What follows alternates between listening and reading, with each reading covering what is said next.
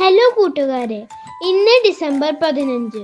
കൂട്ടുകാരെ, നമ്മുടെ ഹൃദയത്തിൽ വസിക്കുന്ന ഉണ്ണീശോയെ കണ്ടെത്താൻ പരിശ്രമിക്കുന്ന പോലെ തന്നെ നമ്മുടെ കൂടെ ഉള്ളവരുടെ ഹൃദയത്തിൽ ഉണ്ണീശോയെ കണ്ടെത്താൻ പരിശ്രമിക്കാം.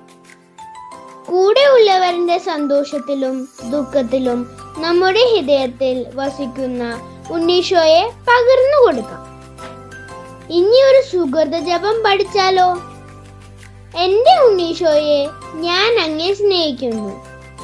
ഇതു ചൊല്ലിക്കൊണ്ട് കേക്ക് സമ്മാനമായി കൊടുക്കാൻ അപ്പോൾ നിങ്ങൾ റെഡിയല്ലേ? എന്റെ ഉണ്ണീശോയെ, ഞാൻ അങ്ങേ സ്നേഹിക്കുന്നു.